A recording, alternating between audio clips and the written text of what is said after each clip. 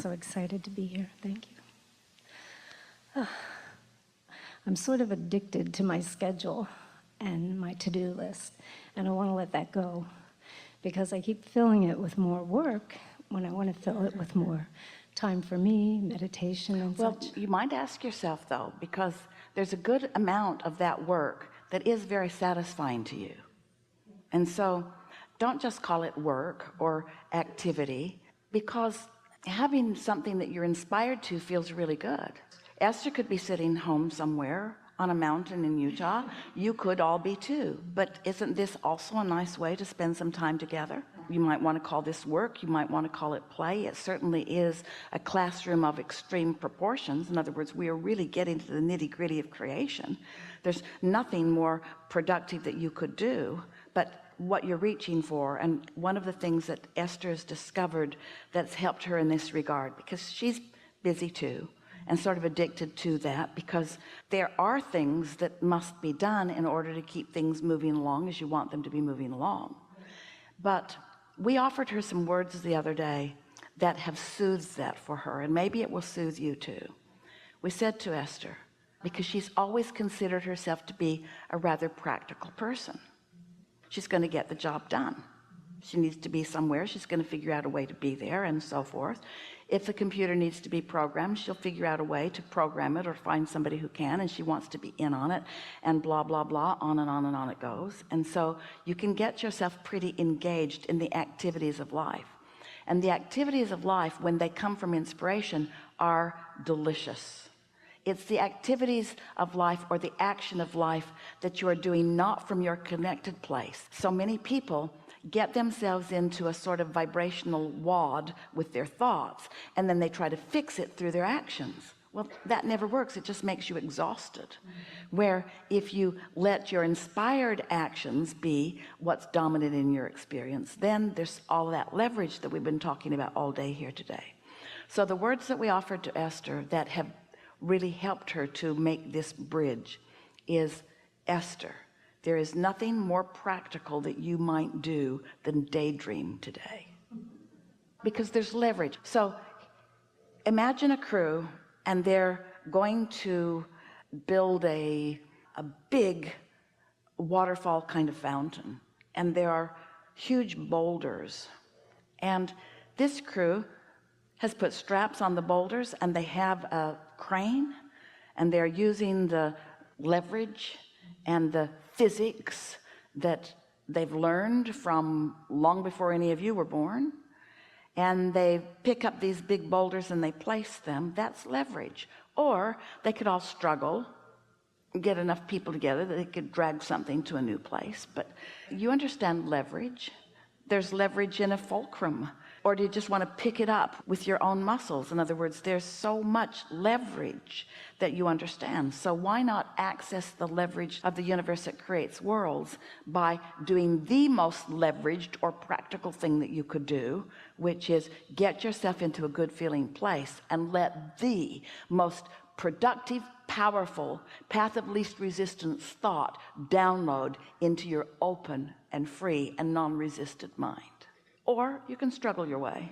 I've been doing the struggling, and I guess through meditation is what you're suggesting, maybe, to allow that. It is, but here's the difference between meditation and what we're talking about. Because for a long time, we found that it was easier to teach you to think no thought than to think pure positive thought.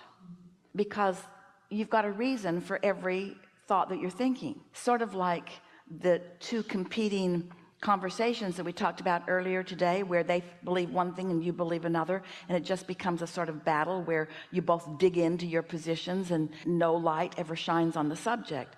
Well, a lot of times you've got that tug of war going on within you. And so when we encourage you to quiet your mind, often the thoughts that we're asking you to quiet are resistant in nature. And if you think that you're going to talk yourself out of those beliefs, you're not going to do it anytime soon. But you could focus upon the air conditioner and therefore cause those thoughts to not be active. And when those thoughts aren't active, then it's easier to change them. Does that make sense? Here's a statement we've never made before. You cannot change in this moment an actively vibrating thought to something else, because the law of attraction is going to continue to produce more of the vibration that is active. Did you follow that?